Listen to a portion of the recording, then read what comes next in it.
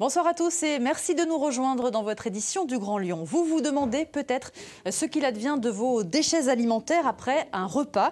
Eh bien, du tri à la source jusqu'à la transformation, il existe une filière de valorisation des biodéchets.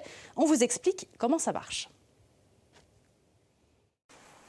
Un bac rempli de résidus verts. Dans cette entreprise, on exploite une matière première précieuse. D'importantes quantités de biodéchets, dont ceux du Grand Lyon, arrivent ici. Donc c'est tout ce qui est nourriture, conditionnée, déconditionnée, restes d'assiettes, déchets de production ou déchets issus de l'industrie agroalimentaire.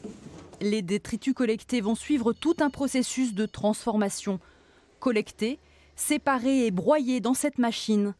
Les déchets alimentaires, une denrée rentable, la filière est aujourd'hui en pleine expansion.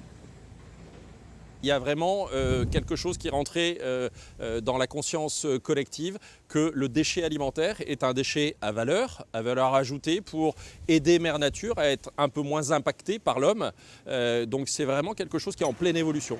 Réduits à l'état de soupe, les biodéchets poursuivent leur route. 2 camions-citernes de 50 tonnes sont livrés chaque semaine dans cette usine de méthanisation installée dans les monts du Lyonnais.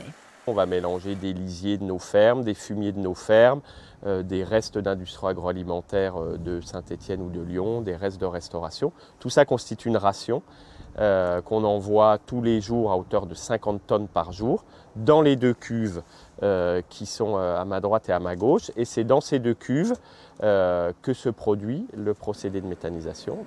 Le biogaz obtenu est ensuite revendu à GRDF. Des pompes sont aussi à proximité pour alimenter les véhicules et autocars de la région lyonnaise et stéphanoise. Avec des clients toujours plus nombreux, le circuit de valorisation des biodéchets est amené à se développer encore davantage dans les prochaines années.